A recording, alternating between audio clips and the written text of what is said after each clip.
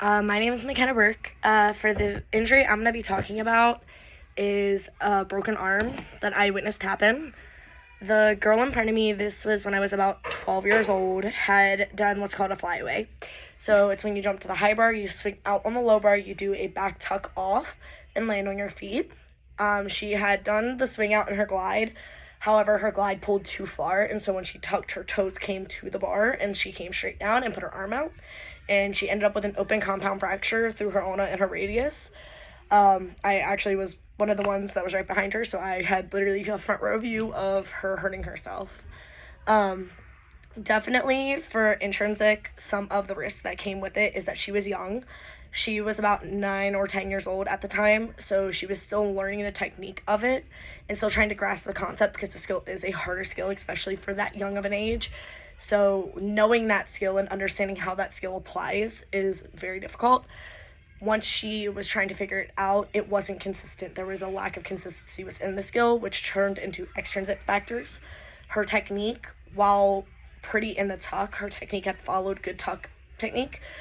Her total flyaway technique did not. So she would pull too close or pull too far. She would release early, all of which had led to an inconsistent flyaway, which highly increased her chance for that type of injury. Additionally, the other bit of poor technique that had been presented was that we are supposed to be taught as gymnasts how to fall. So for her to not know how to fall out of that scenario and be safe is probably one of the biggest issues that had come from it. Had she done what she should have done, which is she should have tucked her head and rolled back, which would have allowed her to land more to her back and to the upper part of her shoulders, that would have reduced the risk of injury significantly. It would have been more of a blow to her back, which just would have been safer. All in all, it would have let her have that padding underneath of her, because we do those onto a what's called an 8-incher, which is an 8-inch stacked mat that cushions our fall and makes sure like our joints do not face as much damage as hitting a flat thin mat, because that would be too hard for consistent pounding. That's why, again, like our floors have springs. Everything we do that comes off pounding usually has springs except for beam. So those are the two big things that have caused that, intrinsically and extrinsically.